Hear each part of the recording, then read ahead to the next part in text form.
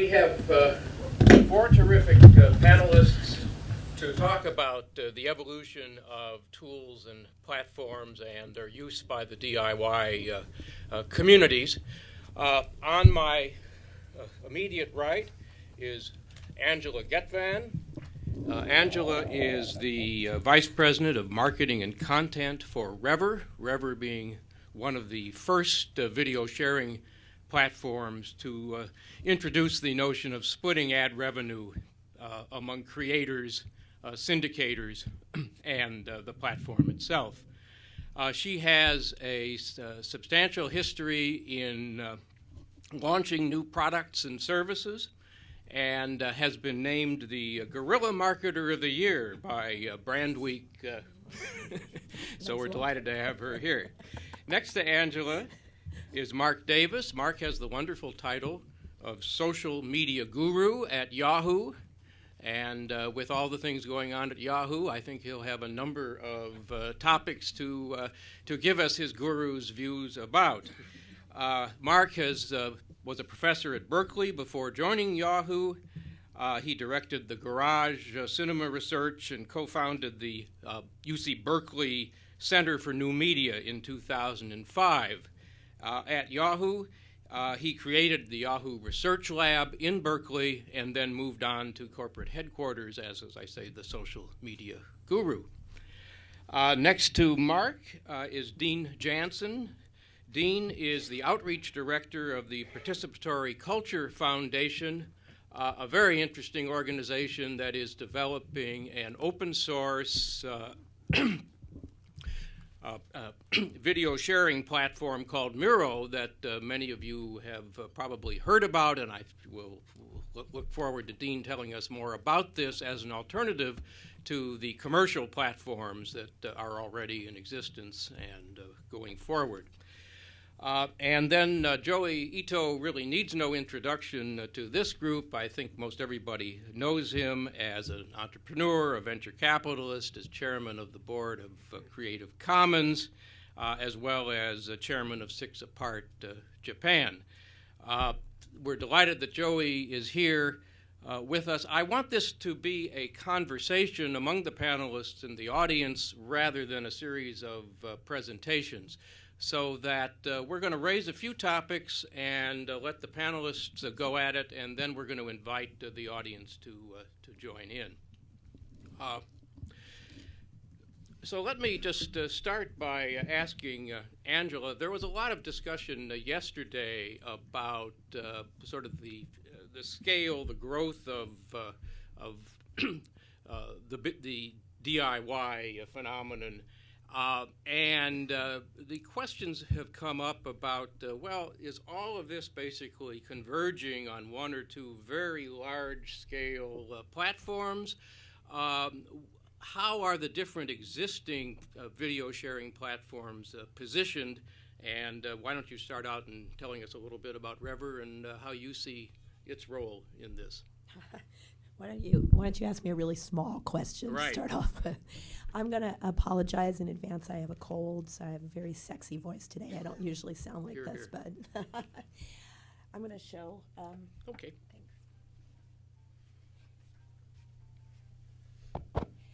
Thanks. I don't know if what you guys know about Rever, but Rever itself was founded in late 2005. And it was founded by a guy named Steven Starr, who actually came out of the Hollywood system. He went from being an agent at William Morris to becoming an independent producer himself, and discovered very quickly that it was very difficult to have a life that way, and have spent years since then developing technology platforms to power independent creativity. I'm going to show you a little video that we actually produced. Feels like centuries ago. You can see an older version of our logo up there, but we produced it in late 2006 to kind of evangelize what Rever stands for. Sorry, don't watch my computer.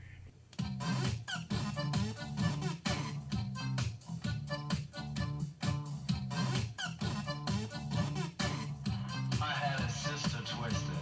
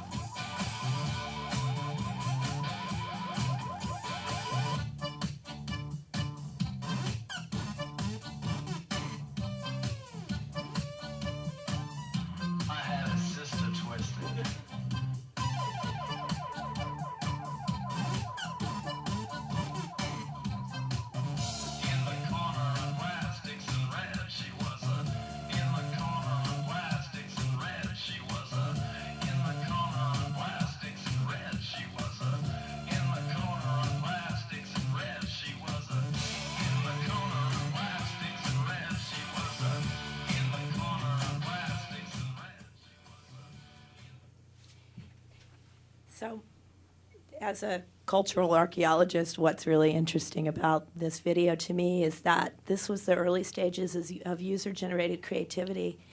And many of the people you actually see featured in those videos have come to prominence in this kind of online do-it-yourself media culture. You saw Zay Frank up there. You saw the Ask a Ninja guys. Of course, you saw Lonely Girl 15. I don't know if you saw the little numbers, the lights that were created. Those guys have gone on to be featured in a television campaign for Sprint. We were at the cusp of something pretty amazing at that point, and we thought it was pretty cool, but we didn't know how cool it was. So I know I'm not answering the question about convergence on platforms, but I do see that all these individual things have driven a media revolution that we all had a sense was coming alive, but we just didn't really have an understanding of how pervasive and impactful it was going to be. And because Rever got in there early, and we have an open system that anybody can participate in, we actually review all the content as it's submitted. We deal with copyright issues up front. We use a Creative Commons license to grant people license to distribute the content, which means that all of you guys can create something and participate with us, and as long as it doesn't have copyright infringement, hate speech, or pornography in it, we'll pair advertising with it and share it freely across the web, and we'll share the revenue with you. So I should add that two other people who we thought would be on this panel unfortunately are not here due to illness. One is Maryrose Dunton of YouTube, and the other is Mike Hudack of Blip TV. We're sorry they can't be here, but as we were saying before, this gives our other panelists a chance to describe the business models of their competitors as well as their own. So in terms of then Rever's positioning, how do you differentiate yourself from the other people in the marketplace today? The idea that our system is open is very important here. YouTube has since kind of created a partners program that was modeled on what Rever does.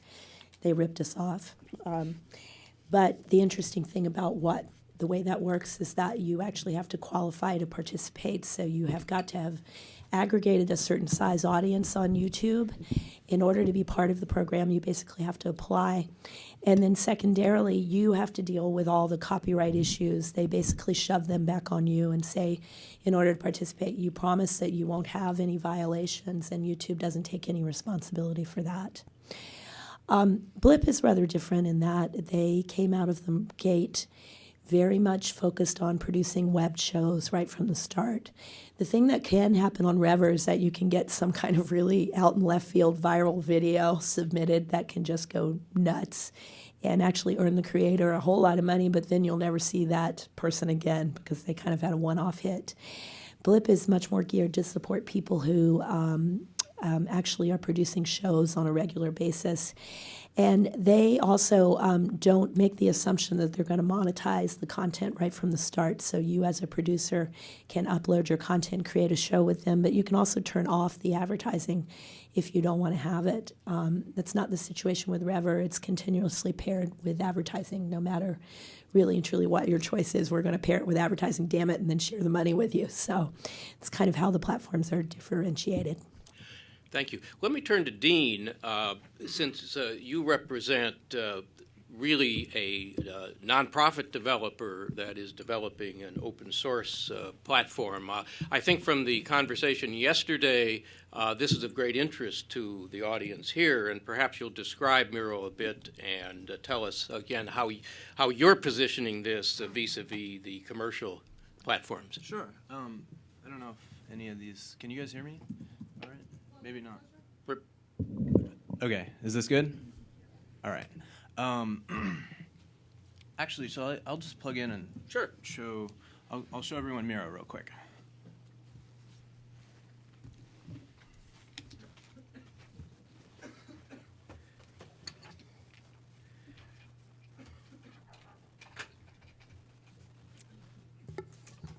So Miro is supported by foundations, I gather, Mozilla among others. Yeah, we're largely foundationally funded right now. We're a nonprofit, 501c3. Okay, so this is Miro, and normally I think it's a little easier to see when you're not at such a low resolution. But Miro is not, it's a platform, but it's not a video hosting service. So we're not actually hosting any of the videos here. This is a desktop application. It's free and open source, something that you can install for Mac, Windows, or Linux. And it sort of takes the patchwork quilt of video from over the internet and puts it all into one easy-to-use location. And it's running on open standards, so all of these things you see in the sidebar here are actually feeds of video, sort of like they're RSS feeds. And so if I click into one of these, then you can see that there are videos available. I've actually gone and downloaded these ahead of time, so I know they'll play back. So Miro sort of downloads, organizes, and plays back video. That's the core idea. It's sort of like an open source TiVo that can grab video from anywhere. It's really great, as you can see, for like HD video. And we have quite a few different people who are creating HD video from Miro. There is an open content guide that's basically it's a directory of RSS feeds. Anyone can submit their RSS feed to this directory and have their show or their channel show up here. And so there are approximately 3,500 channels right now available. We have a team of volunteer moderators who check through to make sure that these aren't like episodes of Family Guy, but as long as it's not blatant copyright violation or pornography, then it can go into the guide. Miro can grab RSS feeds from outside of the system, so we don't require people to go through our guide. You can take an iTunes podcast from anywhere you want and then just copy and paste it into into the application, and it'll show up. Oops. Let me quit that. And it'll pop into the application sidebar right here. So if I want to add a channel, it's as easy as doing that. So as you can see, that's an RSS feed that's just pulling the list of videos in. And again, don't have a lot of space here to work with, but normally you can see the descriptions and the thumbnails for the videos. And it's going to act like a TiVo and just start downloading the first new thing on the channel, and then any new subsequent material that comes in will automatically be downloaded to the hard drive. And as things are watched, they're marked for expiration. So like a TiVo, it's sort of deleting things as they're getting older, and you can save things indefinitely if you want by just by keeping them. So what are an interesting, let's see, this feed right here is from NRK. This is the Norwegian public broadcaster, and they just now launched this program as a pilot. These items in the channel are actually BitTorrent files. So that's one of the other interesting things that Miro can do is actually grab BitTorrent files that use peer-to-peer sharing for downloading and also uploading the videos. And so NRK, the public broadcaster in Norway, has had great success. And as our bandwidth is very low here, but they've been saying that people have been able to download these 600 meg HD files in 5 to 20 minutes a pop. So it's really been working well for them as a platform. And what more to say? Are there any questions off the top of, what am I leaving out here? We're pretty much dedicated. That is hella cool. What's that? That is hella cool what you're doing. Thank you. So yeah, we're dedicated to making the sort of roots of our organization come from the idea that as television is moving online, it can move online in a closed fashion, in something like, if you're familiar with Juiced, that would be the sort of closed model where you have to go through Juiced to get onto the television platform. And we're sort of the exact opposite of that. We're trying to be as open as possible. You can add channel guides that are basically like websites. So I've got Blip TV up here. I bet Rever would probably work too. And so you can add websites as guides. And again, since this is normally streaming, I don't think it's really going to be working well. But I mean, they've put Miro buttons on their player, so you can actually add it very quickly and easily directly from their website. So we're trying to create sort of an open ecosystem that makes the patchwork quilt of video on the internet accessible through one interface. And the last thing I'll show, because this kind of relates to some of the people here, is our video search ability. So we can search through YouTube, Rever, Yahoo. So everyone who's represented here at the table, actually we can search through, or we can search through all of them at once. So if we want to keep track of, like, I better throw the George in there just to be safe. If we want to keep track of George Bush mashups, you can actually subscribe to these. Well, looks like this is acting a bit funky, but let's just do YouTube. Search YouTube. And normally, I'm not sure if there's an error going on here, but so you can download the videos from these video services. You can actually store YouTube videos on your hard drive. And normally you can, there's an option for subscribing to a search feed too, so you can turn that into a channel of sorts. So I won't go on any further, but that's the basics of what we're doing. You can check it out at getmiro.com. Again, it's free and open source. Thank you, Dean. Mark, do you have comments on what you've seen so far? I do, actually. Okay. Yeah, okay. So that was incredibly cool stuff from my friends here. But I want to point something out. What we've been looking at really is consumption and distribution of DIY. And I think I've been waiting about 20 years for 2008. And what I've been waiting for is a world in which the production of video is a daily thing that people do all around the planet. In other words, that we don't just watch, but we actually make. And what's going to really change that is this device that most of you are carrying with you. I don't want to constrain you, but since I think we have a web audience, let me yes, get you. sorry. Let me give you the mic here to use. Can you hear me now out there? Okay. Oh, thanks. Great. So I was saying I've been waiting 20 years for 2008, and that most of what we'd seen before, well, awesome, is really about distribution and consumption. What I've been focused on for the last 20 years is enabling the billions of daily media consumers to become daily media producers. And so the revolution that is now finally happening, and everything I'm showing you has public APIs, it's all available to developers, and hey, good to see you, is that the device that you carry with you all the time, not the special gear that, beautiful, wonderful special gear that's being used to record this, but the devices that you carry with you all the time will allow billions of people to do DIY video this year. Right? That's it's not the future, it's now, finally, in 2008. Hey, Howard, who's actually doing it right now. But what his device isn't doing, which is one of those wonderful little portable camcorders, and what this device does, is it makes it possible to know where the video was shot, when it was shot, who shot it, who they shared it with, and even to suggest metadata around the video. And I'm going to show you stuff in photos, but realize that 4 years ago we had prototypes at UC Berkeley that did this stuff for video. So this is Flickr, which most of you, how many of you use Flickr? Know it? Okay, great, thank you. So Flickr is a wonderful site with billions of photographs, millions of users, and it really revolutionized, obviously, the tagging of content created by users. What I want to point out is the photo I took while we were prepping here was automatically uploaded from my camera phone. It suggested the tags of where I am because it knows I'm here. It also, we've got this lovely tag that was suggested as well, and it's also mapped to the map of California.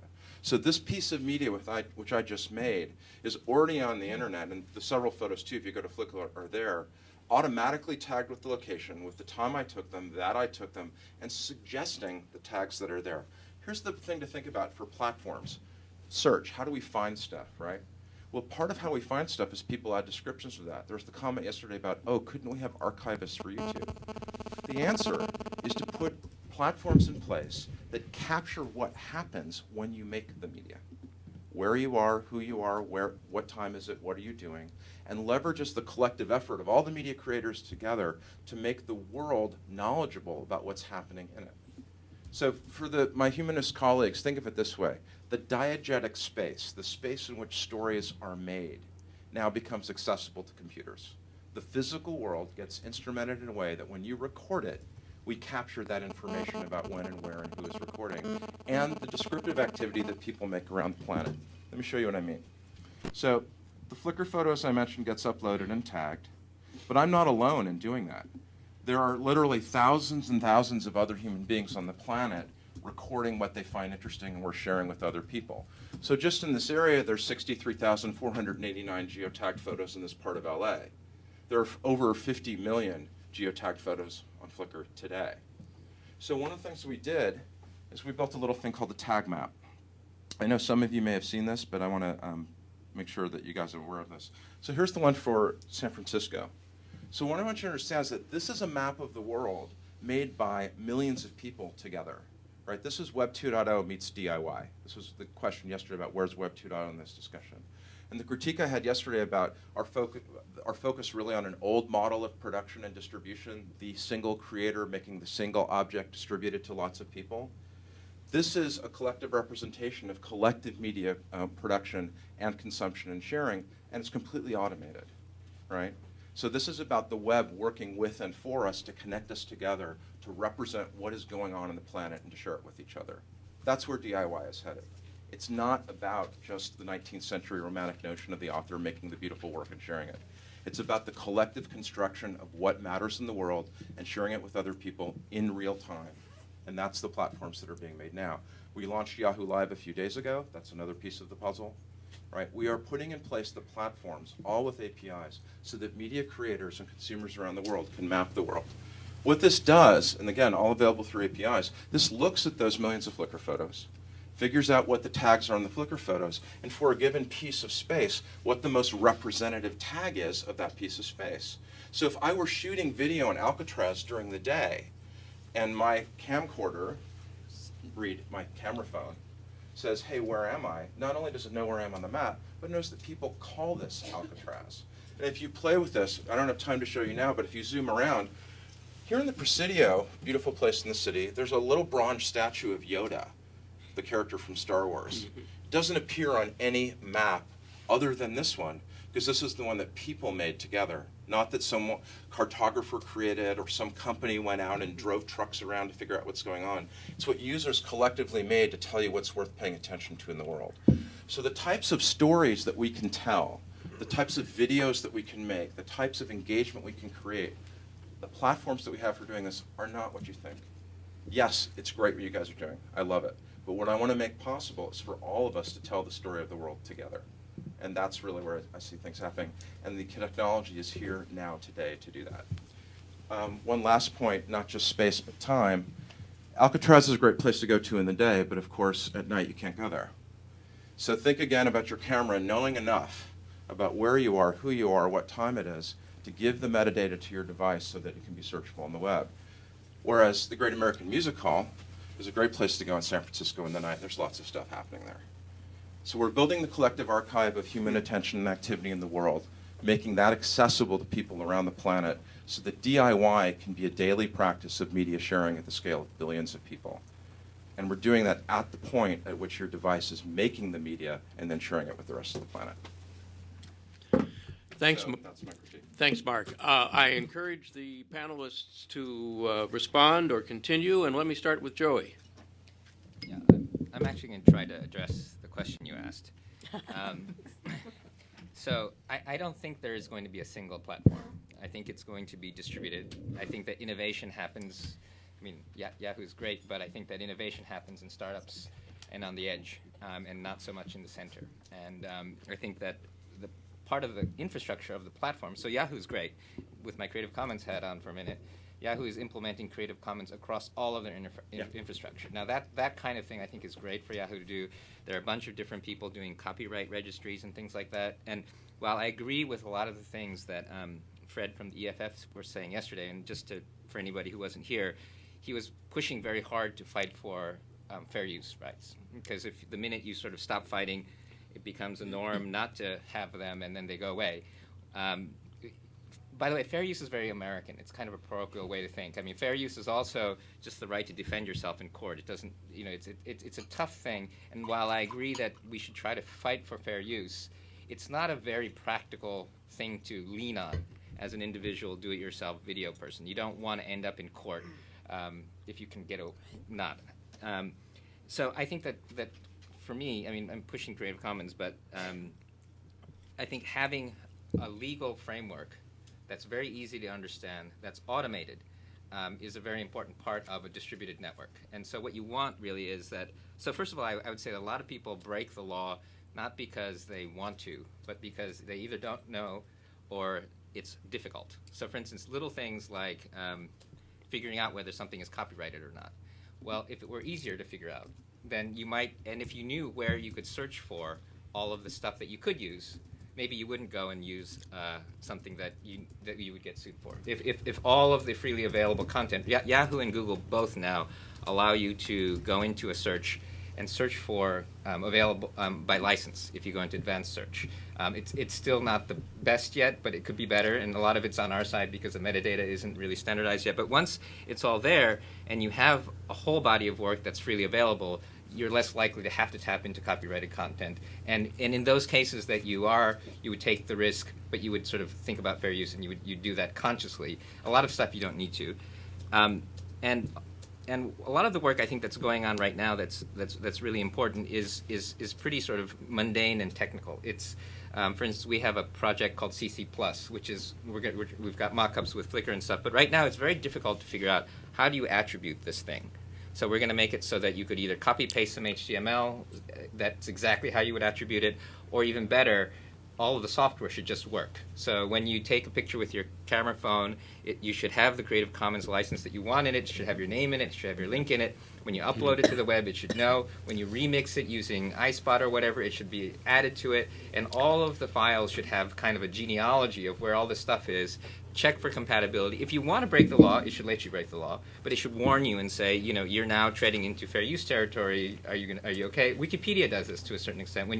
Or Wikimedia Commons, when you upload a picture, it asks you a bunch of questions to try to figure out if you have the rights to do it. And if you choose fair use, you can, but you have to sit there and you have to argue it. And if you don't, they'll take it down. But a lot of this is combined with literacy as well.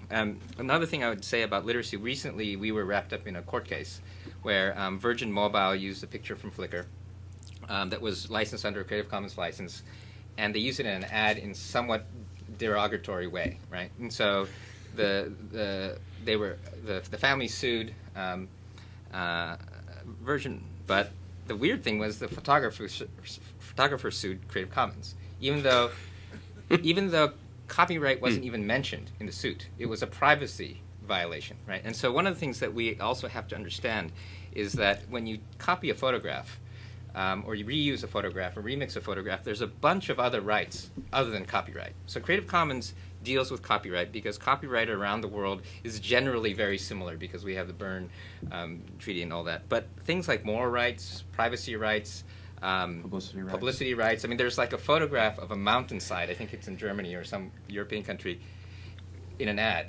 Well, the guy who owns the mountain has sued because the mountain is his copyright. You know, Egypt is now trying to get copyrights on all of on the Sphinx so that they can go after Las Vegas. You know, and so there's all these different countries have different rights that they're trying to exercise. And so I think you have to also realize that copyright isn't the only piece.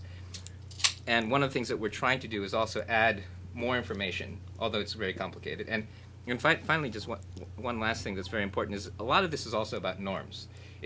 Even if you're allowed to do something legally, should you, right? And so a lot of it is, for instance, when we're doing a new license called CC 0, which is a public domain. So let's say University of USC has a bunch of public domain documents, right? Constitution, whatever you want. You scan it in, you put it online. Of course, everybody's allowed to use it without attribution. But it might be nice for them to say, you know, courtesy of or thanks to the USC, right? And then while it may be okay and may be good to do political satire, I'm also on the board of Witness, and we know in Witness, well, maybe it's not nice to show pictures of people in a unflattering way that hurts them, you know, even though you're legally allowed to, or maybe in the United States. And so I think the other kind of discourse that we have to have, that although the law stuff is pretty fun and it's important because there's a lot of money involved, the normative stuff about what is it okay to do in what countries is it okay to do it, especially on the internet. Because the internet's the crazy thing about the internet is you're connected to every country.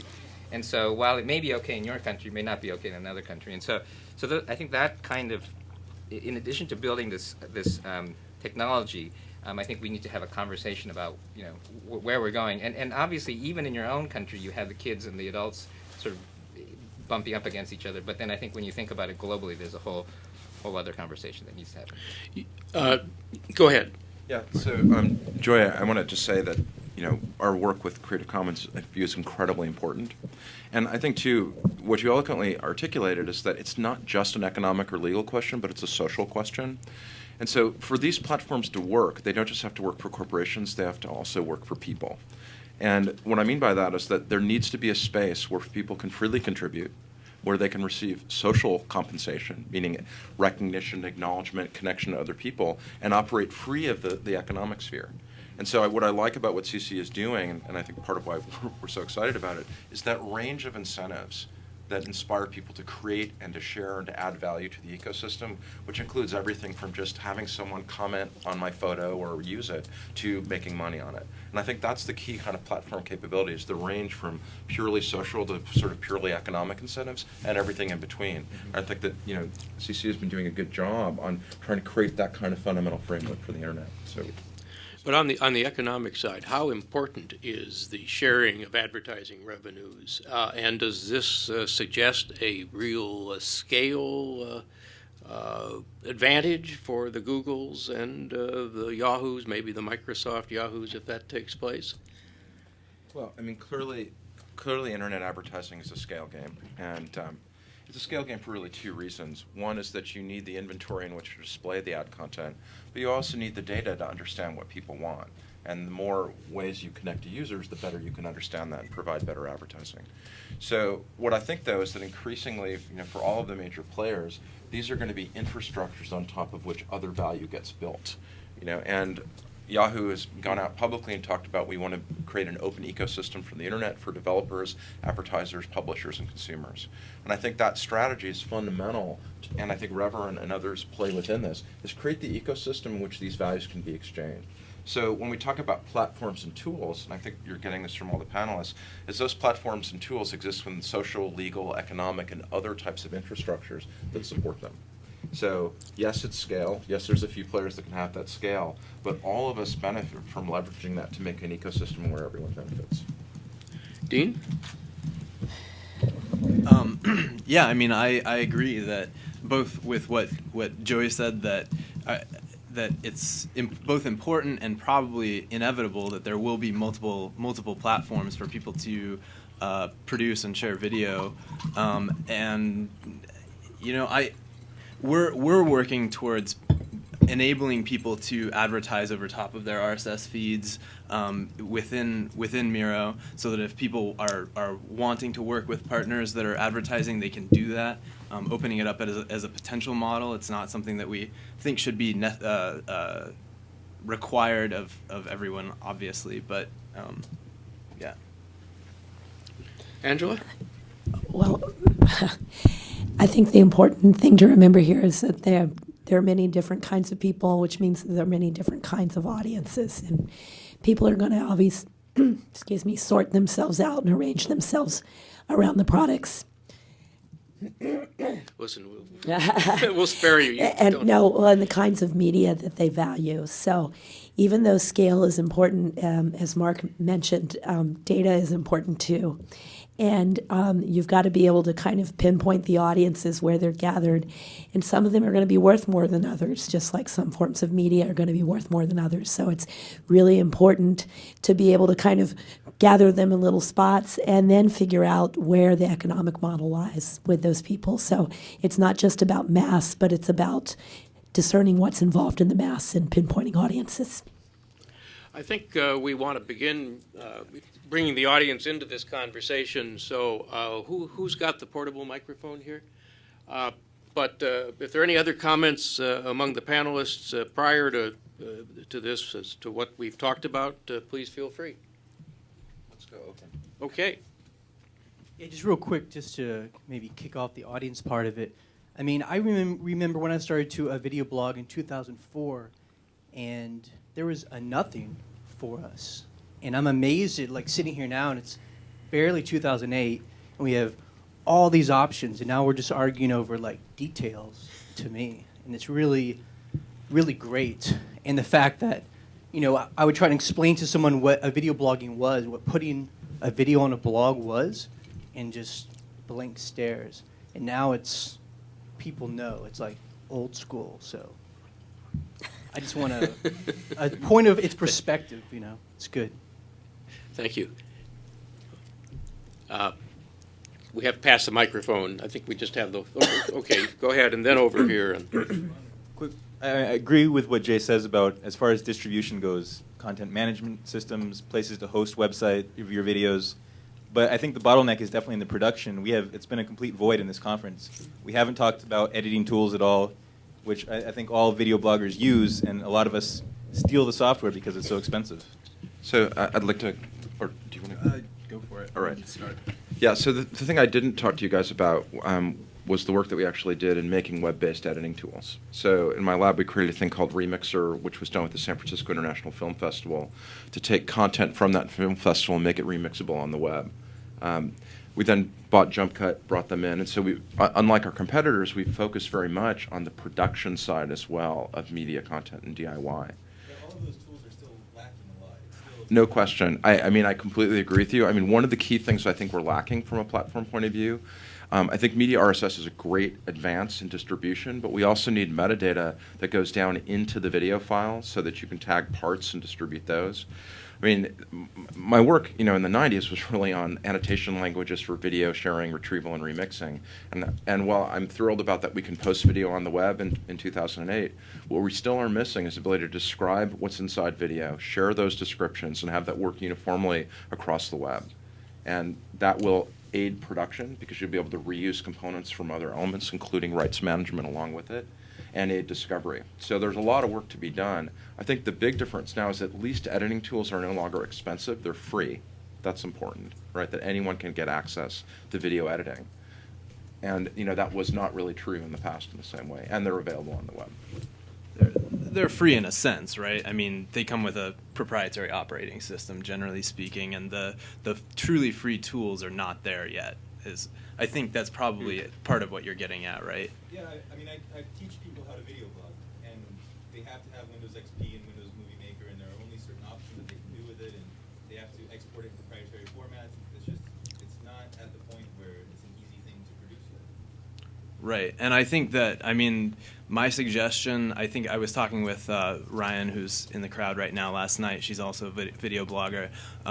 She was talking about you trying to find a good open source editing platform, or, you know, not one that seems to be going in a good direction, start using it herself and giving them feedback, giving the developers feedback on what needs to happen to make that platform actually usable. So I don't know if there are any adventuresome folks who are interested in installing Linux and trying to do this. It's tough. I've done it a couple of times myself, and anyone who's tried it knows that the tools are not there yet.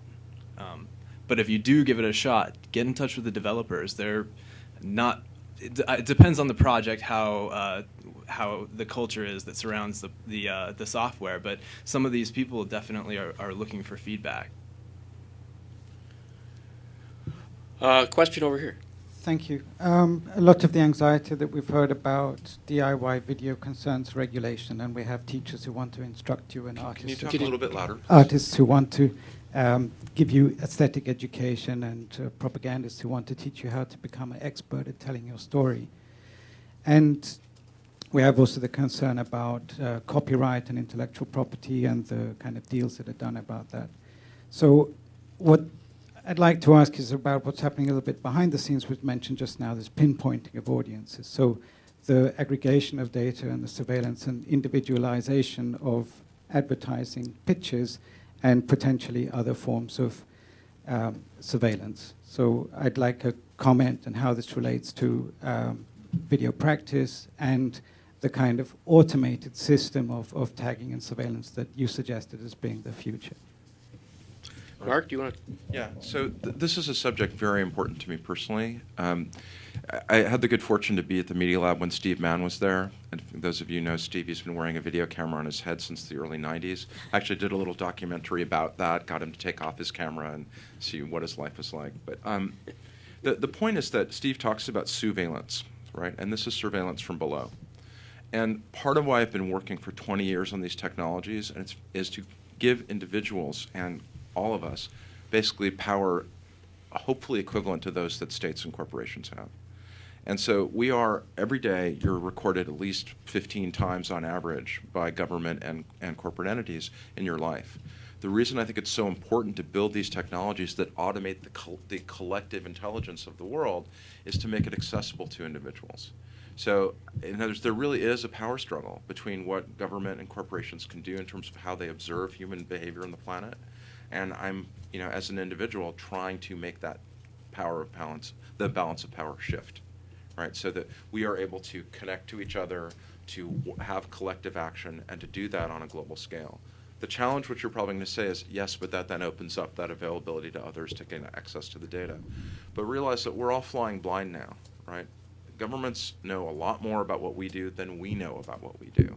And I think the power of surveillance, of us being able to see each other and to see the planet together, may be able to create some positive shifts. And that's what I think the action is. Can I, Joi? Yeah. So I think there is a lot of there's a lot of discussion about anonymity being bad in the developed world because you get spam, there's fraud, all this other stuff. But it's not nearly as bad as being killed because the government doesn't like what you say. And in a lot of countries, it's very important that we protect anonymity. And the great thing about the internet is that the standards proliferate across the world. The bad thing is that whatever we do here to crack down on anonymity creates the same problems everywhere. So, for instance, in ICANN, there's a big discussion about the WHOIS database and the privacy there. And law enforcement wants to be able to know exactly, immediately, who owns any domain name. Well, that's great for the FBI, and it may be okay in most cases for the FBI, but you go to some countries, and law enforcement is another word for killing people. So I think we have to be very careful about sort of this idea of should everything be sort of home address and linked and identified. Global Voices, I think, came up with a very nice manual on how to blog anonymously using Tor, which is an anonymizer. There are a bunch of guides. Witness, when we were doing the Video Hub, which Sam talked about, I think, it was very important that we didn't use YouTube and Yahoo for some of these things, because you don't want a corporation to be hosting human rights videos, because then it's very easy to go and get a subpoena for them. And so there's a bunch of issues with when you get into the really delicate stuff, and even just the education that you don't want to have somebody going to upload, because if you're a little country that doesn't have a lot of people uploading video, well, a big stream of video coming out of Burma, they're going to figure out who it is. And so I think that there's sort of several different levels. There's kind of the I don't want people to know that I'm looking at porn kind of privacy, and then there is sort of political freedom fighters in oppression, and but then there's also a gray zone in between, because you've got non-Americans being profiled aggressively, and so you have no-fly lists and sort of this kind of tension. So I do think it's an important thing that we need to be aware of. I think surveillance is one important part of it. I think the other part of it, though, is I think that we all kind of need to think about creating services that don't automatically collect as much information as possible. I think that people should collect as much information as necessary, but never more. You should never expect that you can delete stuff, and you should never use the mentality of, well, I may need this, so let me ask for the social security number and the mother's maiden name. Can collecting less rather than more be done in the market system, or does that require a substantially new regulatory presence? I think there is a regulatory, or at least a social thing. I mean, Cory Doctorow had an interesting thing, which was to calculate the cost of privacy information, right, and to treat it as if it were like plutonium, right? And so force companies to basically say it's actually worth this much to collect this information, but then to force them to have to take care of that information in a much more sort of controlled way than they currently do. It's going to take a lot of education, and I think that currently it's kind of like what happened with global warming. We're in a period of history right now where we're polluting the internet with a bunch of stuff that's going to come back and haunt us, because there's a lot of stuff out there that's never going away that a lot of people are going to be uncomfortable having out there. And I think as we get more information environmentally aware, we'll create services that aren't nearly as polluting. But I think right now we're kind of in a zone where you can't really help spewing your stuff everywhere you go. There's no other way to do it, but it's actually really bad. Are we going to have to wait for some larger disaster to I occur think before? the disasters are going to happen soon. I don't think we'll have to wait for the larger disasters, because, I mean, I think, Joe, you would agree with this too, is that the larger companies are very aware of these issues. I mean, it's crucial to us. I mean, user trust and user privacy are fundamental to how Yahoo works. And without being able to protect people's data and to have the right policies in place that people have control over their data, the internet just won't work effectively. I totally agree. And what I can say is that there are initiatives and efforts underway, many of them, to deal exactly with these issues. And it is that point, though, of trying to figure it out. I mean, Hal Varian, my former colleague who consults at Google, and we were together at Berkeley, he's an economist, and he very much talks about the economic model of privacy. And so we do think a lot about, what are people willing to give up in exchange for what they get back, sort of the consumer view of economics around privacy, modulo the risk of damage. How many of you use credit cards? Are you crazy? Right? If you think about what they know about you. If you use cell phones, there's a lot of data just already being collected. But I think very much so that we're going to move to an ecosystem in which people have greater rights over their data, in which they are able to sort of trade with knowledge about privacy for benefit. But I think it's going to take some time, right? We're in a kind of transition around that. But I have a degree of optimism that we'll get there, because the economic incentives for handling it right versus wrong are tremendous. Is this going to be done country by country in your view, or do you have to have some transnational This is the challenge. presence? I mean, Joi is talking about this, is that it is, I mean, the EU versus the US, tremendous differences, issues in emerging countries that have bad governments, other issues as well. I think, frankly, as a global civilization, this is one of the fundamental issues we face going forward, is fundamental issues of human freedom, rights for communication, and an economic model that supports that. In a strange way, it's the kind of globalization of a social practice coming out of the US, but on this level of how people can participate and share. I think it's going to take time to sort out. I guess, I live in San Francisco, I work in the Valley, I have a degree of techno-optimism around this. But I do think that we will work it out as a culture, because if we don't, the world, it's similar to the global warming issue. I think it's a great analogy. The world will become unlivable unless we fix it, and so it's that important of an issue to be solved. Other quick follow-up. Yeah, I mean, it's going to be sorted out between the government and the corporations like Yahoo. This is very nice and easy for you to be optimistic in that way. Well, there are And we've important heard then advocacy groups where involved this in is this, not right? so. Move On, CC, and others. So this is where collective action by individuals working in non-governmental and non-corporate but functions. who owns the data? Who has the capacity to interpret the data? I can't hear you. So who owns the data, and who has the capacity to interpret the data, and who is really making the deal about regulation? So the thing is that I think it's good to have a optimistic view, it's good to have a skeptical view, but who is watching the watchers?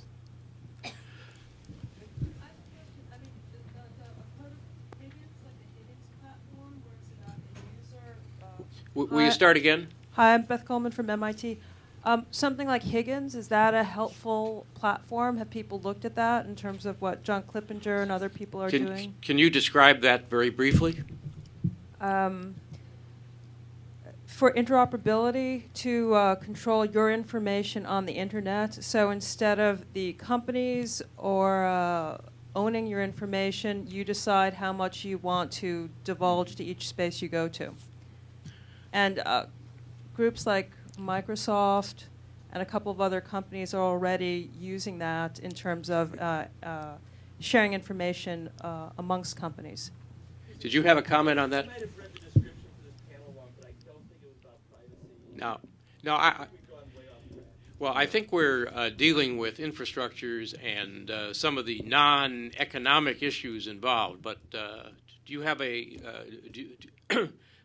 different approach you want to ask about? No, I Okay.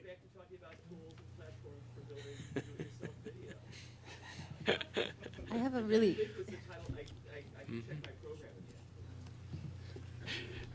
No, that is the title, but I think it's been clear from the panel that this involves more than just the technical and economic sides.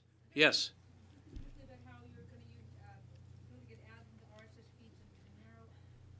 Got a microphone?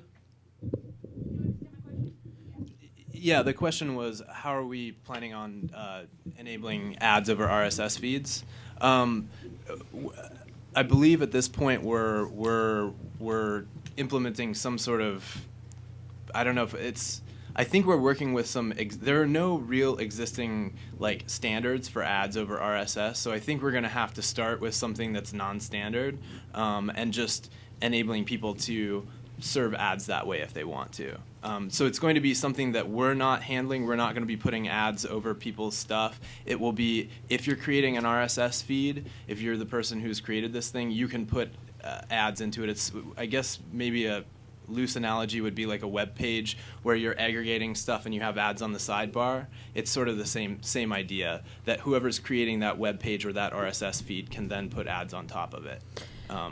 Dean, I think Rever already works. I think it's always worked when it was democracy. So.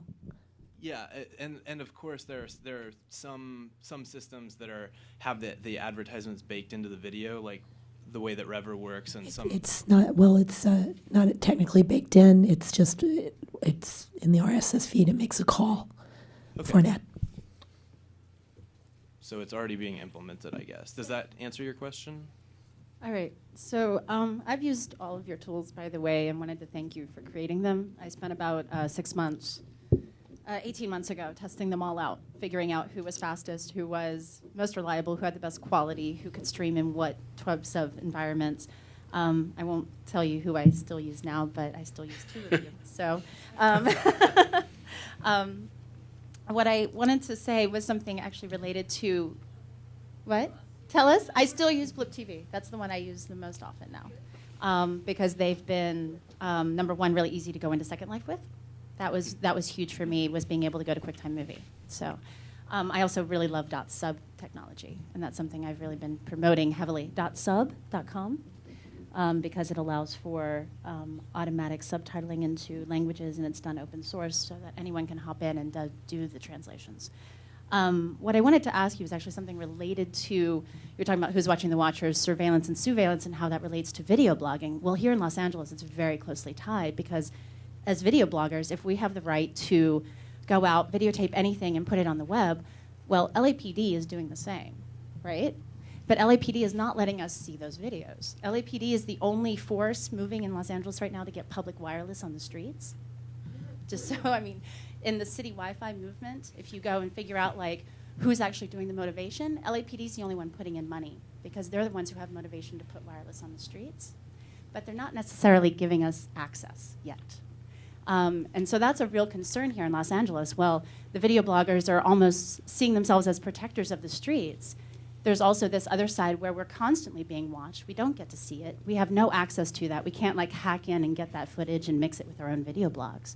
So how do we as public advocates use our video blog technology to say, okay, what else is being watched here? How do we get a public say in what's going on? And how do we make it more of a civic dialogue versus we're being watched and we have no access?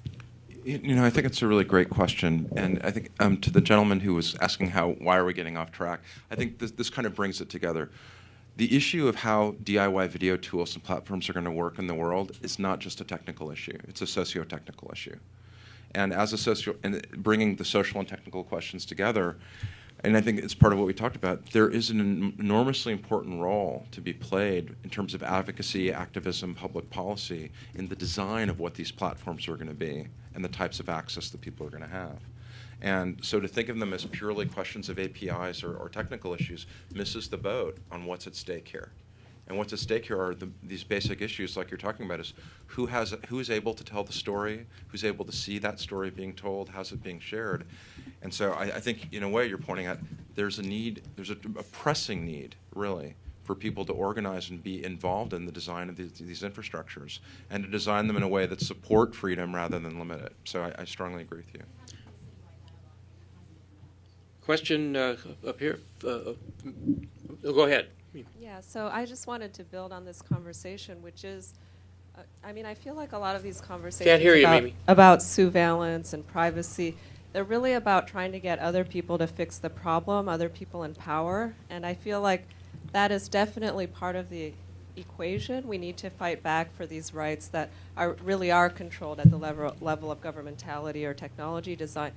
But I do think that what's interesting and different about this moment is that we really have an opportunity for an open, sort of big public dialogue about this issue, which is not just about government policy, about scary technology companies owning your information, but is also about the fact that we have an opportunity to shape the future normatively for how this stuff gets shaped.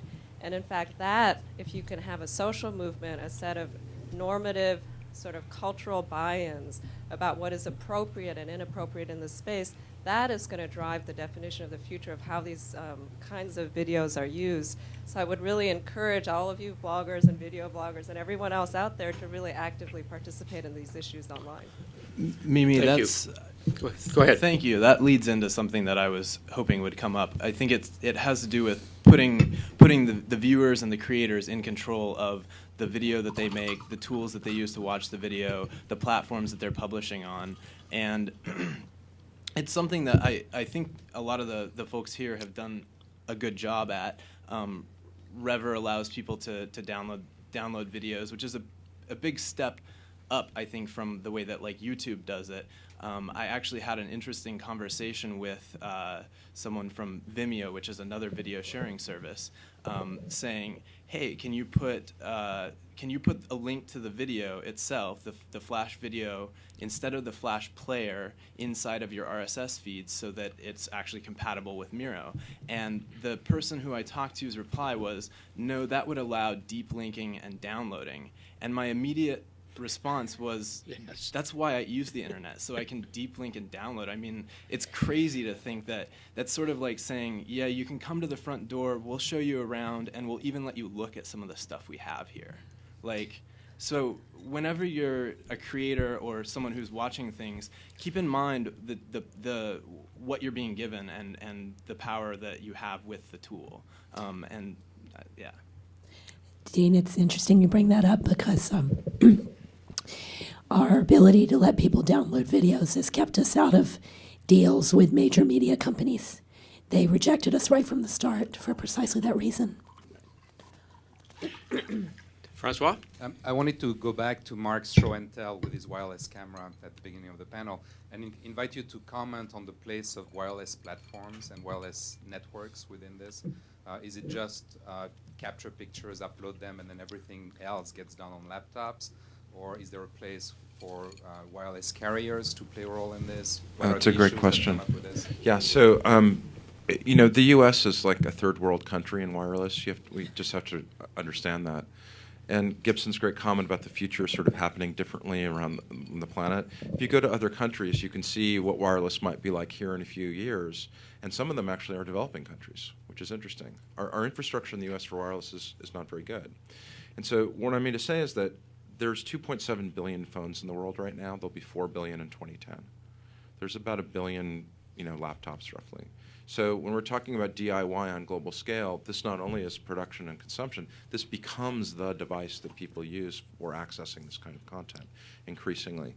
And so I know that there's, Edith was here from the One Laptop Per Child effort that Nicholas has been doing at the Media Lab about moving technology into a much broader way.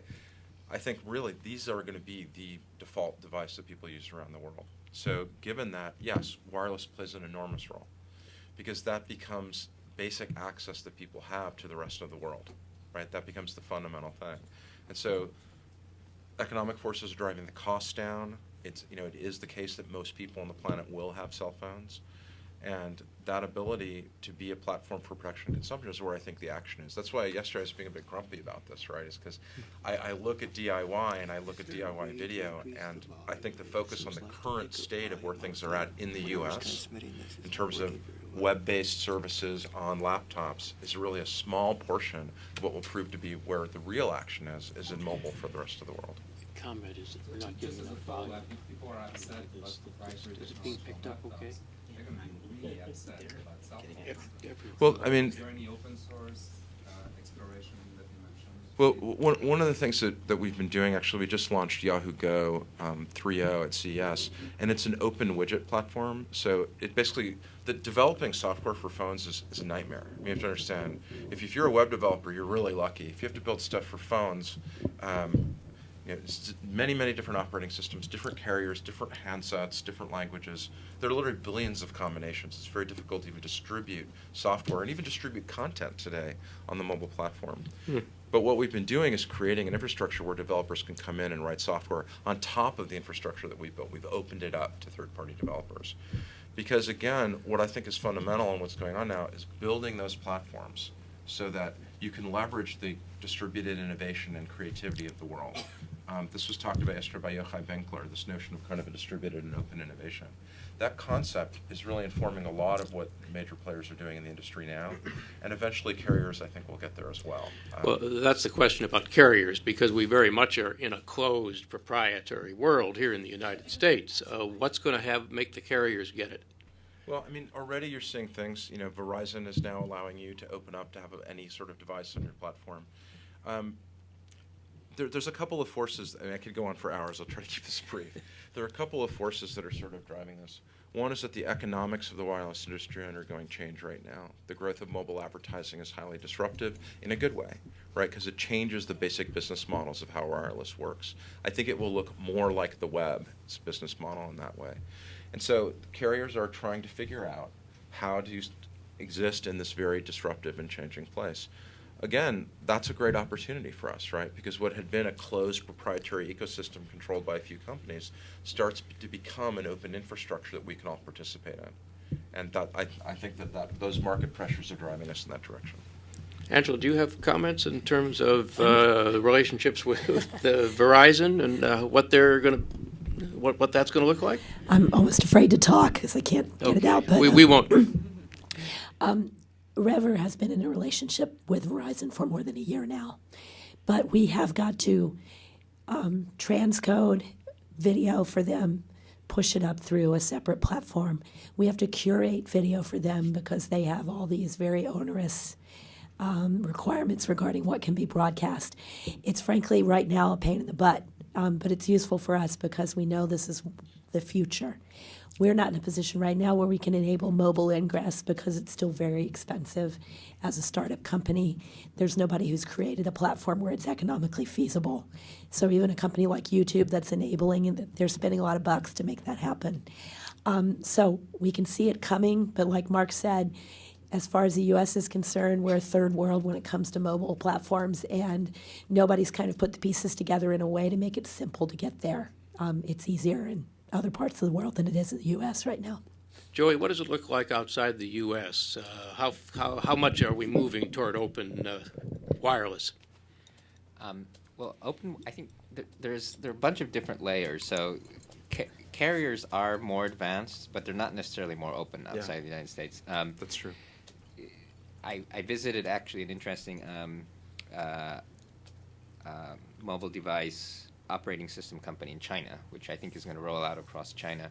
They're actually had ported all of the Yahoo widgets. So I think in that sense, the some of the stuff at the upper layer, like Flash and widgets and stuff, that's becoming somewhat standardized. It may not be truly open, but it's open enough so that people can port it, and that's I think kind of important because but I think more fundamentally, it's a big. It does involve policy decisions because it's about giving spectrum back to the people, right? And this is a huge political issue because it's usually broadcasters and telephone companies that own it, and we get really crappy junk band like 802.11, and then we also get fake bandwidth like the stuff they're auctioning now, which really isn't that useful, and the really good stuff isn't given to us. And I think that this is also a lot of literacy because spectrum sounds like a pretty kind of technical thing, but it's not. It's all the good stuff is not being given to us, and I think that the big change will be when that happens. I think it's possible that in some countries they may start experimenting in smaller areas. But the problem is that spectrum is such a global thing, and it bleeds over into all this other stuff. But until spectrum becomes open, the carriers will have control, and carriers will not give up control on their own if there's no there basically isn't enough competition. And so I think it's a very sort of macro level discussion that just an anecdote. I mean, I was at junior high school talking to some parents about mobile phone uses, and she said, well, my daughter, she, now that we have this flat rate, it's finally affordable, but she's using $15,000 worth of telephone traffic every year. She's addicted. And I said, well, no, it doesn't cost $15,000. That's what the telephone company wants you to think it's worth. And the fact that she's using it doesn't make her an addict. It just makes her normal. And the problem is that these parents, it's kind of like the copyright discussion we were having yesterday. It's becoming a norm to think that everything should be closed and everything should be paid for, and so the internet practice hasn't bled over into this mobile phone. And the problem is the kids are not getting used to this idea about paying $1 for subscriptions and paying for SMS and all this stuff. And to re-educate them like we educated ourselves with the internet is going to require the same kind of revolution that happened on the internet, except in spectrum. And I think that it's actually a pretty big problem. Yeah. The other thing that is happening, though, is cost is finally going down. So globally, the cost of mobile data was very high. And again, this is part of why is this a DIY video tools discussion? Because mobile is going to be the infrastructure in which this is going to happen. And so this last year or so, European carriers and others have started to drop the rates down. So over the next few years, when the cost of data really gets to consumer levels, like $10, $5 a month, where you don't even think about it. And actually, the revolution of the iPhone for me, when I look at it, love the UI, but I even more love bundled data. Right? The fact that when you use an iPhone, you do not think normally about the cost of what you're paying to access the internet. Unless you're outside the U.S. Unless you're outside the U.S. Yes, having had the $1,000 phone bills myself, I know what you mean. But that idea of the user experience of the device, of being always connected to the internet wirelessly, going to your question too, that's going to become an increasingly global experience for people. But the cost is a crucial thing driving it down. But we're seeing actual breakthroughs in that happening. Can I interject real quick? I guess I sort of feel like we are straying from the DIY tools, because what we're talking about is not DIY at all, and it's not going to be DIY for a long while, as Joey pointed out. So I guess I'm also in favor of sort of Okay. Well, let me ask the audience, particularly those of you who are in the DIY creative communities, what don't you have now that you really would like to have or need, and what would you want to tell the panel about the current needs of the communities? Yes. Well, I'm teaching a course. We have a mic here. Oh, sorry. You go ahead, and then we'll come down here. Go ahead. Well, my question is, I think, more directed towards Mark, and that is, and it might lead into this, but the question of video discovery and the searchability, getting down to the indexing of the video. Because right now, most video is pretty much like a black box. You don't know what's in it. You've got to look at it, and even impacting the cell phone market as far as how people get right to something. So I guess I'm just kind of opening that up as far as what you think about that going forward. Sure. So to speak to Dean's point about bringing this back to DIY, what's really missing are tools on the production side that build tagging and annotation into it in a format that's shareable for everyone, right? That's the big, and that's what my dissertation in 1995 was about. So I really care about this a lot. What I built then was a visual language for describing and remixing video, and it was built on a precursor to XML that called Framer that Ken Haas did at MIT. We have all the pieces here to do it, right? And maybe you will, Dean, hopefully do this. So when you're editing video, right, when you're making it, you actually should generate metadata, descriptions of it in XML, that are shareable with other people in a uniform way. That will increase discovery tremendously. Because the operations that you do in the editing tool, what you do when you're doing a news rundown, the production logs, all the activity that people use as creators, that all lives in silos now. So all the text and that you create around that video when you make it goes away, and all you have left is the video file.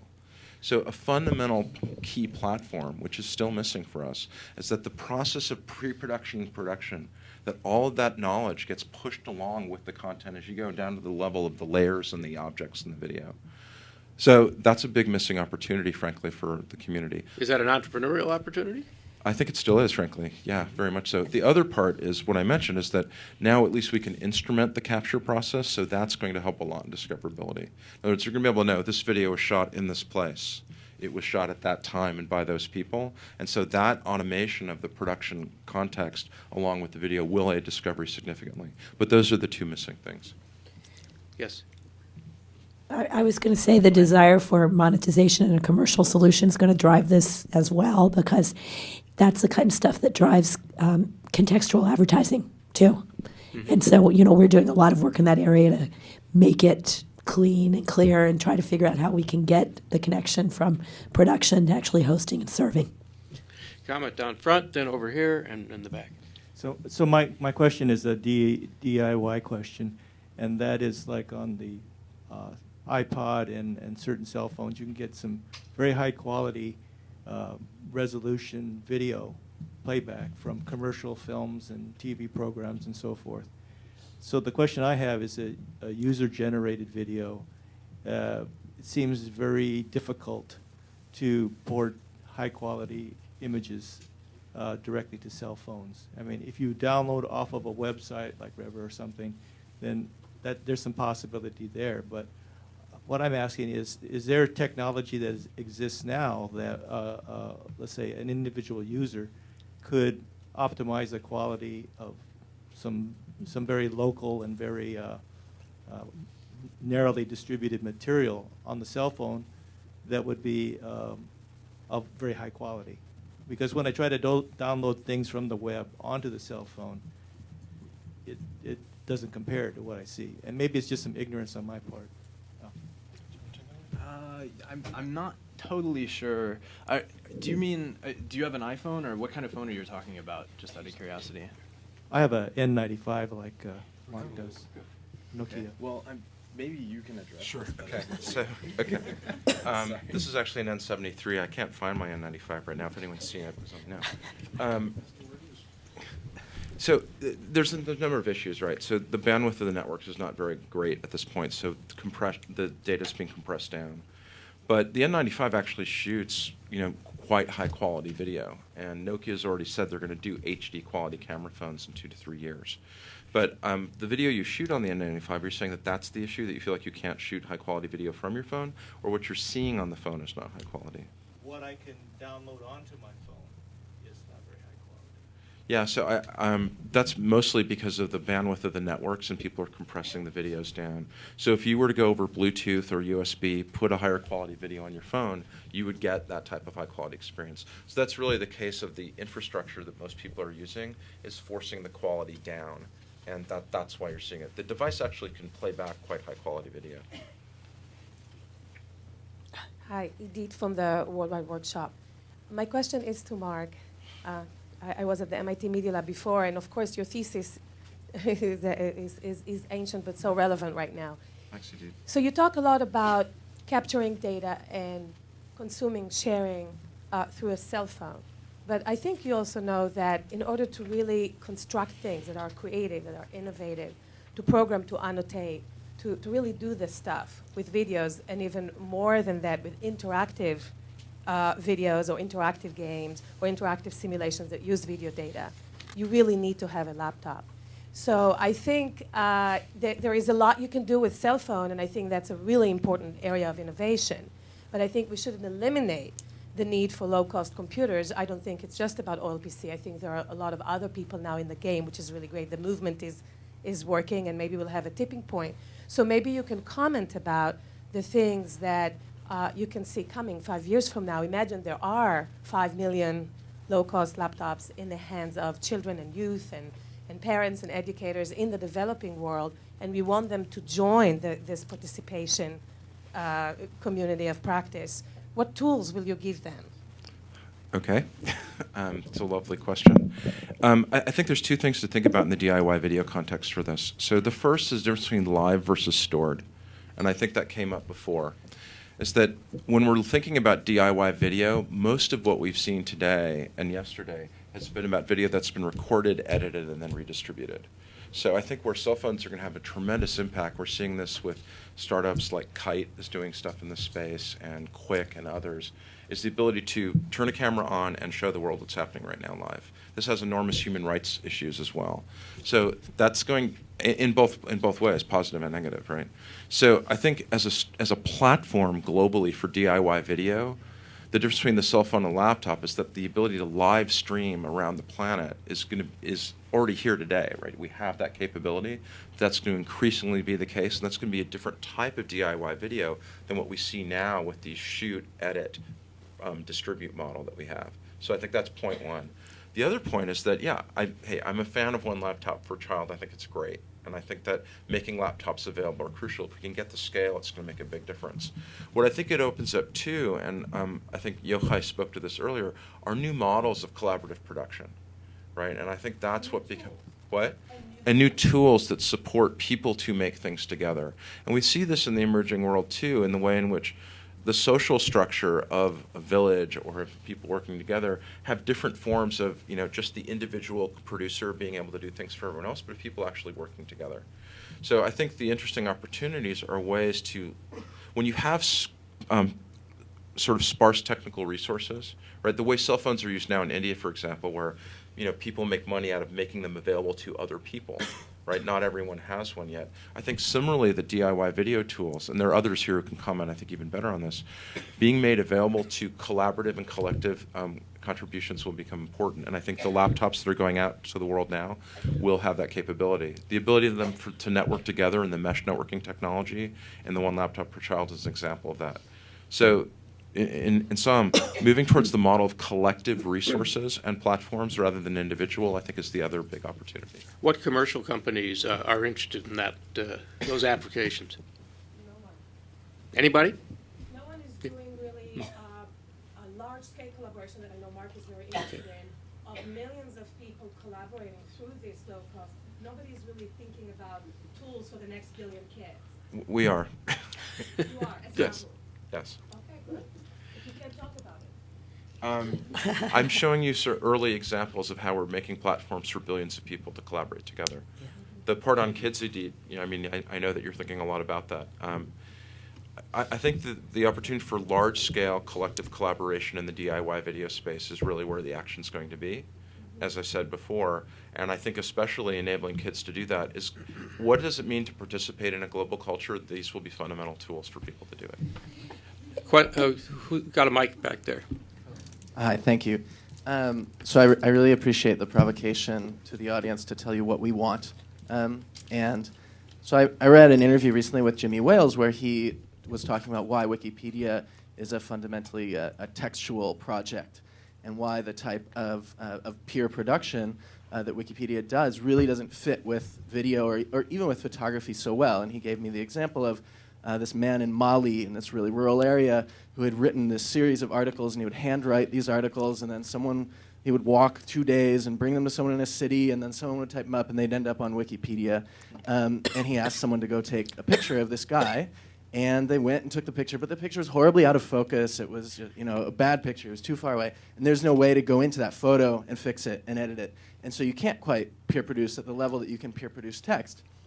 So I'm the director of a group called the Global Lives Project, and what we do is we try to document human life from all around the world. We're building a video library of human life experience, and we're very, very peer produced. And when I read that quote by Jimmy in that article, I wanted to cry. I thought, darn, we're screwed.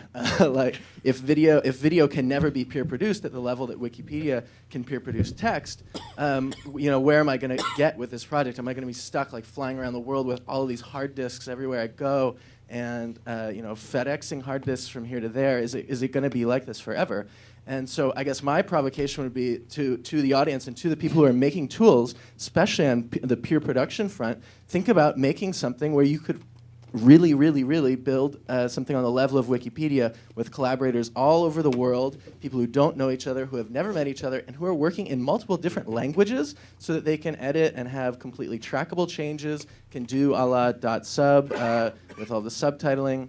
And then, so I had kind of a laundry list of all the things that I want. Okay. So I'll try to keep this really quick. But I love Blip TV also, especially the way you can cross-post. You can cross-post to the Internet Archive. You know that your things are in safe places. I love the format agnosticness of it. Mike, wherever you are, I hope you're hearing this.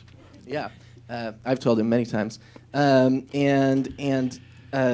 Let's see. So then, the change tracking is so important. I haven't used Kaltura yet, but I'm so excited about it. What we've often done is we've had 2 mirrored hard disks in 2 parts of the world with the same 24 hours of video, and we've sent back Final Cut Pro project files back and forth. So I've made some edits, my editor in Brazil has made some edits, we go back and forth, and we can do that. But it would be amazing if we could get better. And then obviously the editing, if Kaltura, you could take low definition clips of something where the original is high definition, do the edit in low definition, then export what's that file type that you can export into Final Cut Pro, and then turn that into a Final Cut Pro project and immediately output a high definition cut of that. I mean, that would be huge. That would be wonderful for me.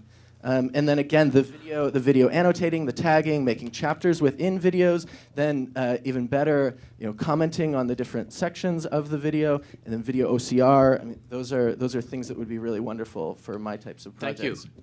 Yeah, thank you very much. Any comments? We go on to the next. I mean, I think that some of what you're talking about is starting to exist. Kaltura is one thing you mentioned. I think Wikipedia has actually picked that up. They're going to be using Kaltura, which is sort of a collaborative, it's Flash-based collaborative video editing system.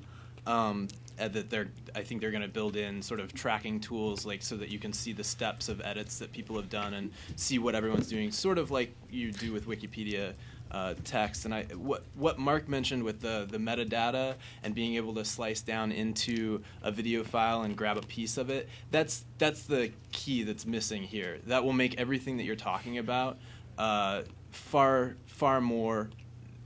It will put it all within reach. We'll be able to do it then. So I guess it's a matter of all of the people who are up here working together to find something like that we can push. How long will that take? 2 or 3 weeks. Just check back on our website later. Okay. I also want to just really thank you for your question, because you really nailed it, right? There are fundamental missing production and sort of collaborative production infrastructures I've been on this horse for a long time, and we're still not there. I think, as I mentioned, the distribution side, YouTube, amazing advances, right? Yahoo Video, others. Distribution of pre-authored chunks of media around the world, we've solved a lot of those problems. Though not all of the resolution that we want on the cell phone, but we're getting there. But the big unanswered platform questions are about metadata and edit logs and being able to get into the content at the level that you can actually share it and re-edit it and remix it together. That's why we built the video remixer that we did in my lab. That's why we were moving jump cut forward. But there's still a lot of work to be done. The good news is that it's not that hard. And frankly, I think going back to Joi's original comments, I think a lot of the issues in the way are legal rather than technological, right? That's most of why this hasn't happened yet. It's not that we don't understand how to build those tools, it's that there are policy and legal issues around making it happen that haven't been solved yet. It has to do with deep linking and downloading. Yeah, exactly. No, that's exactly right. Indeed. Because we're talking about a level of deep linking into the video content itself, right? Now, the potential there is great because you can do proper rights management then. If you think of like what happens in Hollywood and trying to clear a film, I don't know if you've ever gone through this process. They don't even know who wrote the song 10 years ago. There's no record of it. So you can't actually clear the content. And this is why what I've been advocating for years is that entire process of attribution and metadata has to be from day one. And then these things will get easier. Aaron. Yeah.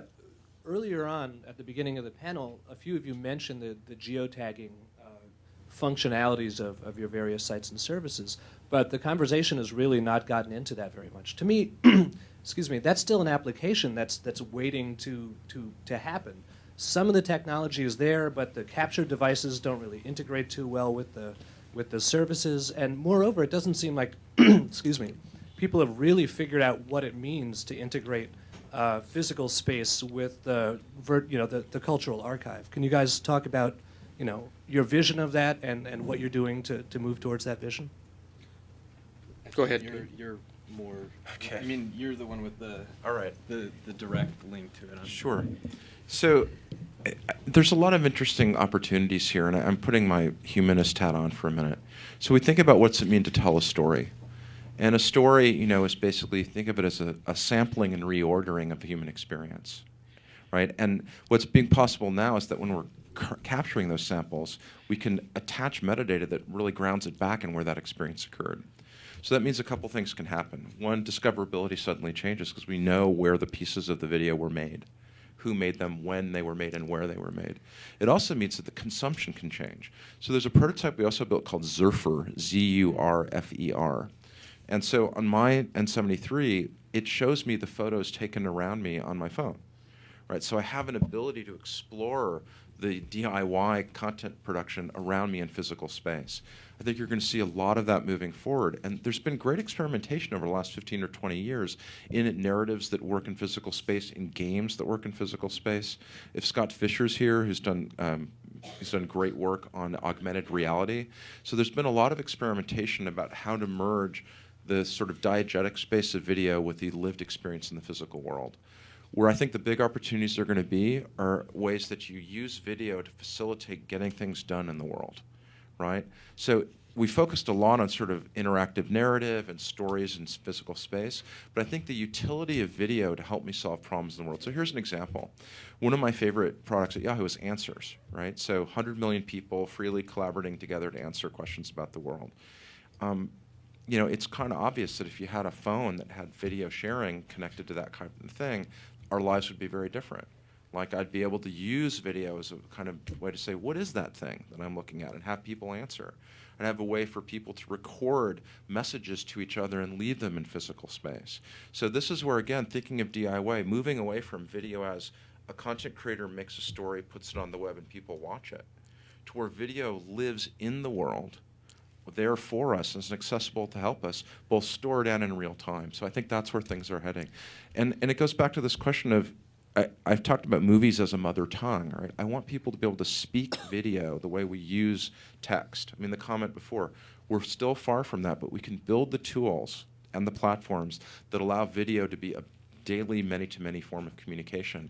And I'm optimistic about the grounding in the physical world, that new forms will emerge very rapidly because these platforms are now being available, that make video useful to us in the ways that it hasn't been before. It's been fetishized as this object of sort of spectacle or narrative, but not the kind of utilitarian uses of video that allow us to really get things done in the world. I guess that gets to the point that I was I guess that's the question I was begging is no matter how DIY or how collective storytelling is, it's still this kind of like narrative epistemology that's like there's a sender, there's a message, there's a receiver.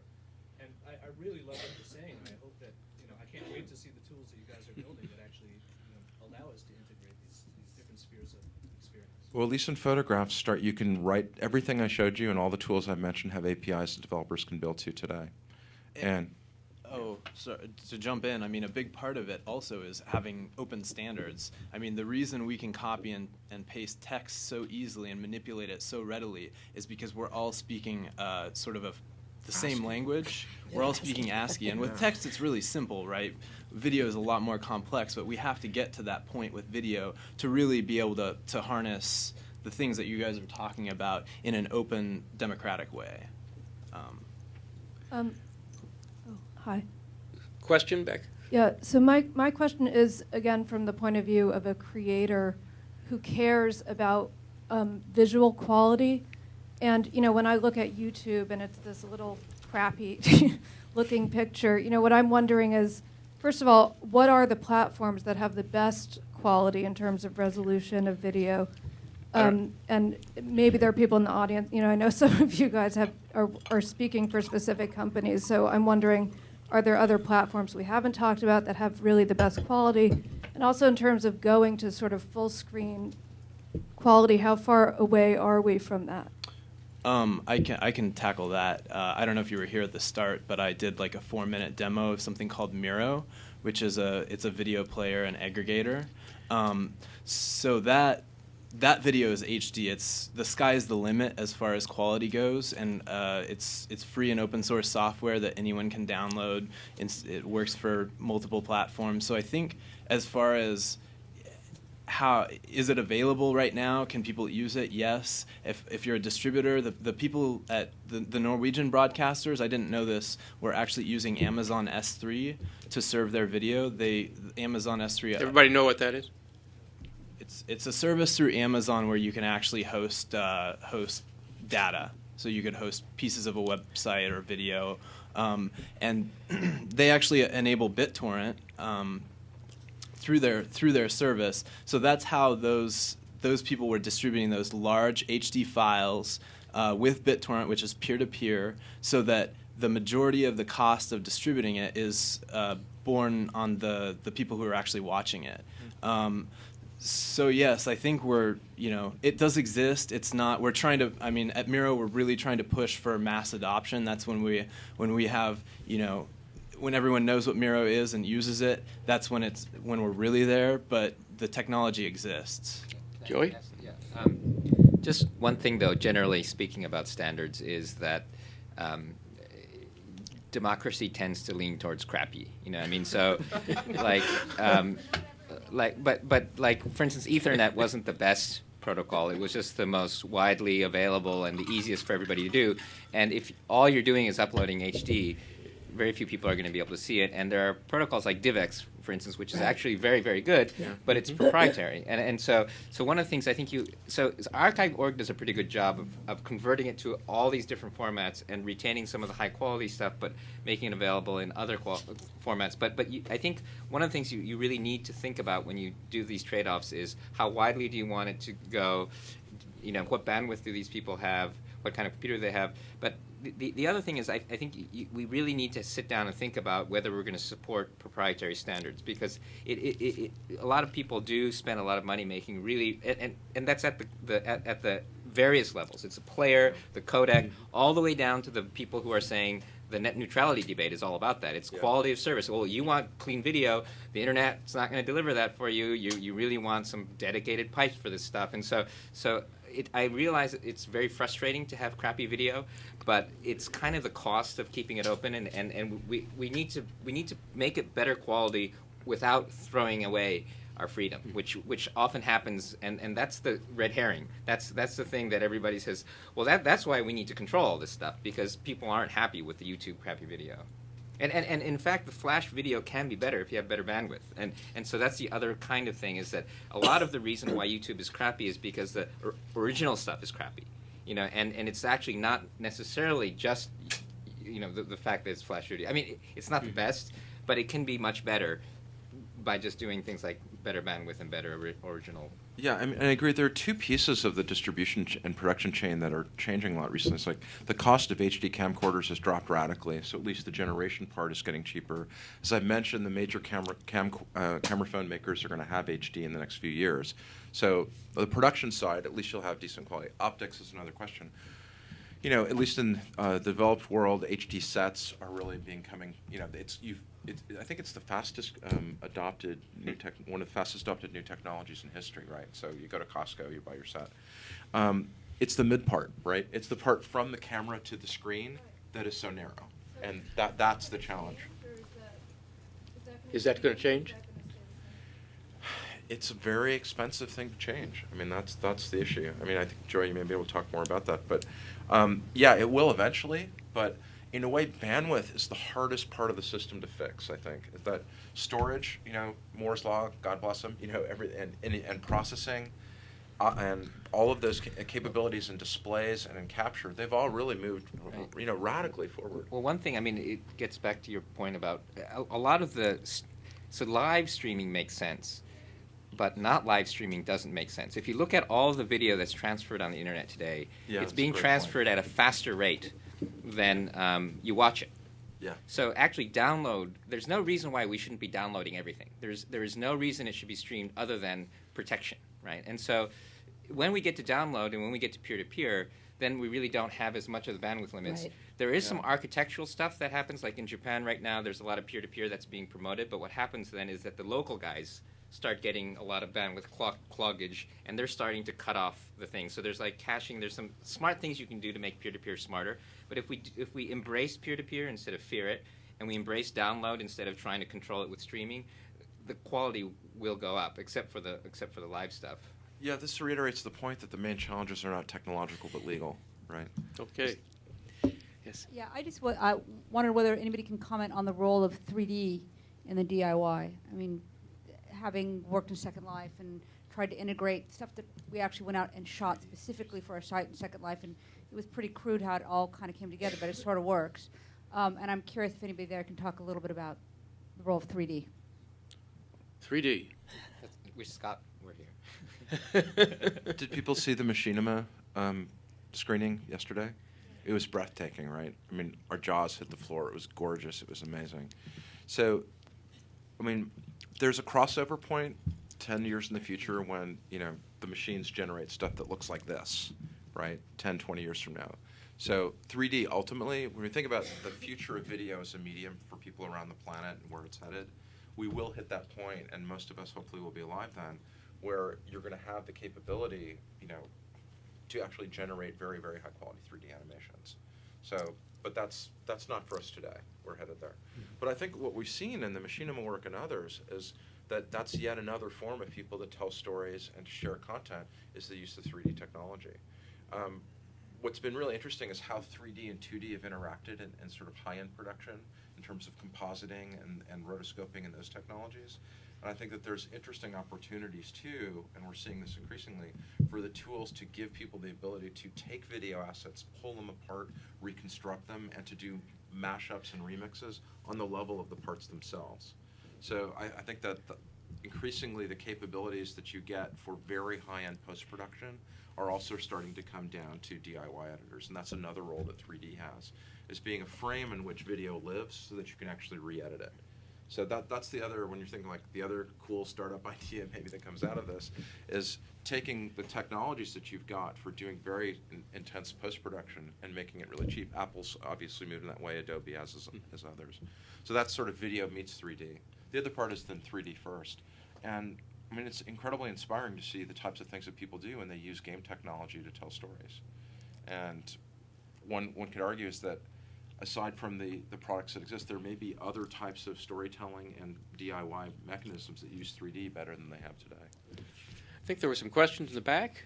Yeah, I had a comment and a question. I mean, one of the things that, just as an anthropologist sort of playing around in this space and also seeing a lot of the diversity represented at this event, is that I think it's sort of an obvious point, but I think that from the tools and platforms perspective, not everything is going to work for everybody. Yeah. And I sort of had a question for those of you who are making tools and platforms, which is I feel sort of from the outside that there's often this discourse that you're trying to build something that's going to work for everybody, and then you succeed. Your success is measured by sort of the massiveness of the uptake. And I feel like we're really in a moment where we need to get past that, and I know all of you know that, but then I also think that there are these metrics of success, which is that, zillions of people are using it. And then as an anthropologist, my metric of success is that it works really well for the community that it's supposed to work for. And I see these sites like animemusicvideos.org, for example, which was handmade by the anime community to serve the AMV community specifically, and it does it really, really well. And then you look at a group like that, and you say, look, they're so behind because they're not doing streaming. It's really, you had to join, to download. I mean, if you look from a purely technology and platforms perspective, it's incredibly limited. But if you look at the fit between what the community really needs to get done and what the technology is doing for it, it's incredibly successful. So I'm sort of curious, for those of you who are building these platforms that are designed for much bigger uptake, how does that fit into your equation of planning? Are there ways that you can partner with the grassroots groups that are really trying to optimize their tools for their communities? And is there some space in between where it's not just about, it's not about devolving to crappy, it's about devolving to a lowest common denominator that we can all share? Because it's like everybody has their different metrics for success. Dean, you want to tackle that? Sure. With the PCF, with Miro, we're trying to create something that's open and useful for as many people as possible. So we want to get as much uptake as we can, but we are also interested in catering whenever possible to these more niche creators or niche aggregators or whoever they may be. I think that they're a really important part of what we do because we're trying to sort of we're trying to inject standards into all of these different places so that it doesn't matter if your videos are on YouTube or are on some server that's maybe not quite as accessible. We're trying to make things more accessible that way. And even if people don't come through Miro to access these different things, putting them into an open standard like RSS, or adding, if we do get to the point of great metadata for video, promoting these things and pushing them forward helps kind of everyone, whether they're using Miro or whether they're hosting with Yahoo or Blip or themselves. It's sort of pushing for these smaller, more independent organizations to be able to host their own video and still have them be accessible and useful for their constituents, I think is really important. It sort of speaks to the importance of diversity and distribution on the internet, I think. There's some promising developments, Mimi, I think definitely happening in the industry now is the move towards open platforms. So things that we used to think of as being applications that we owned and that we wanted to extract value from are converted into platforms where APIs are opened up, and then other people build value on top, right? So Facebook demonstrated that well. Yahoo's, part of our strategy, which we articulated in January, is about being an open platform for the web. I think media and video is lagging behind for a lot of the reasons we talked about, a lot of them legal issues around this. But I think that's the optimism, is that things that feel like applications now, once they get to the level of platform and infrastructure, then allows much greater variation in the ecosystem to happen, much more distributed innovation. The problem we're at now is things are still at the level of application that need actually to be platform.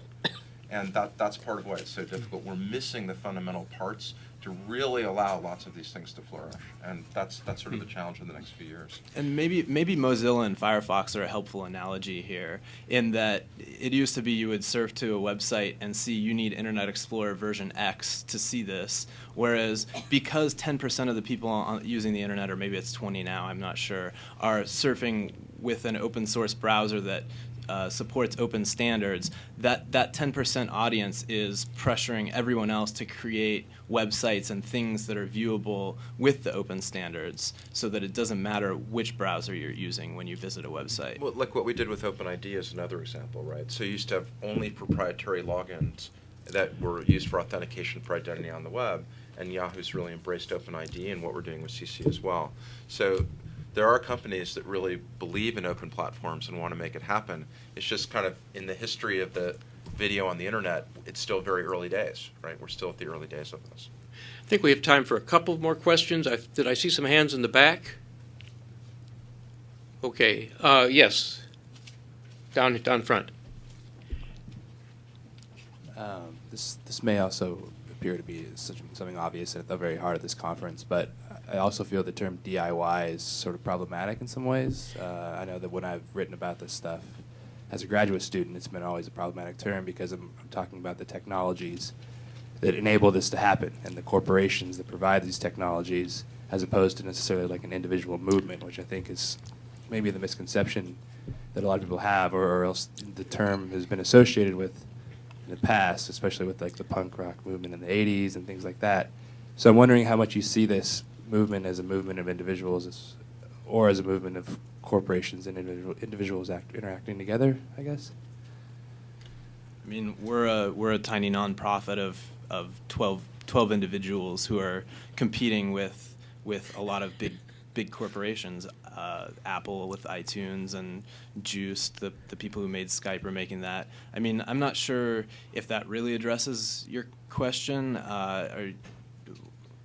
Well, I guess it's just the term DIY. I mean, do it yourself. It seems like a lot of these things that people are doing are not necessarily done themselves. They're done scissors, because, instead of the scissors the costing technology allows them to $4, do they cost $2,000. Is that kind of what you mean? Right. Yeah.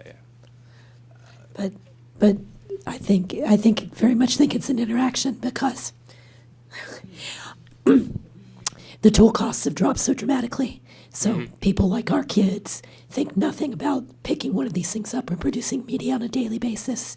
So the more they produce, the more people from a corporate level will jump in to say, how can I create even more of this for them? Yeah, I mean, the whole model, I think that a lot of us have at Yahoo is that we want to support people to make their own stuff and to share it, right? That Flickr is a great example of that.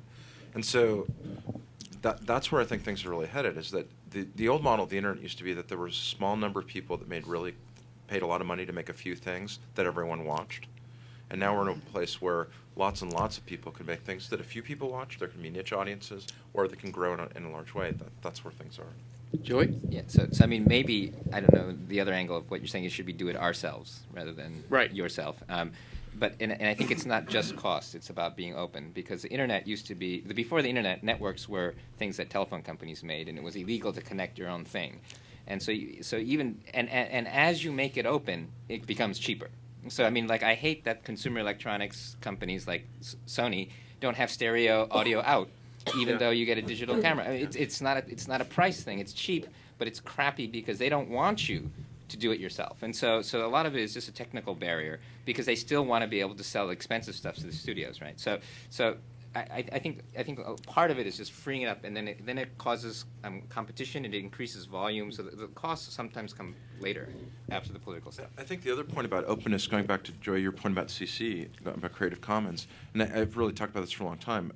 I think Remix is an important form of DIY because I don't have the budget to go to France to shoot a scene in Paris if I want to tell a French mystery story with video. But there's video out there that I could use to tell that story. The issue is we don't have the legal frameworks in which it's simple for me to do that, and content can circulate and spread and be reused. It's like, don't pay a lot of money to make culture, recycle it, right? It's really this ecological model. And I think that model of the recycling of cultural materials, the main barriers are legal barriers today. They're not technological ones. And so I think for literally 20 years I've been advocating, make it possible for people around the world to share cultural materials and to recombine them into new forms. And we're close. In other words, we're close to making that happen. Metadata technologies are missing, and the rights infrastructure to make that work for people around the world. Dean, some final comments? There's still, I mean, in terms of it being a legal issue, people are still doing it. People are breaking the law in order to, so there is sort of a DIY element, I think, right there in those tools, some of them being free and open, others not. But I do think that, it's important to make sure that we retain enough openness so that people can break the law if they want to, or, I mean, sometimes it's not even breaking the law, it's just having the ability to comment on something or use fair use some way. And so there is DIY there. I'm not sure where it is exactly, but it does exist, as we can see a lot. I have a couple of announcements before we close the session. First of all, there are box lunches outside that you can pick up and either take downstairs, or there's also the video blogging screening, which will start in just a few minutes downstairs, and you can bring your box lunches down there as well. I want to remind you that we have sign-ups for the Bird of a Feather meetings tomorrow. The sign-up sheets are at the registration desk, and there still is time if you want to propose a BOF session to do so there. Finally, after the screenings that will be taking place, at 3 o'clock there is a plenary session for the conference. Many of the speakers are in this room. It's in a different location, not very far away, and if you need to see the map of how to walk there, it's downstairs at the registration desk, or you can ask some of us. I want to thank our panelists very much for what I think has been a very stimulating session, and the audience for making it so. And I also want to thank our technical support crew, whom we put into quite a workout to get the microphone around the room. Thank you very much.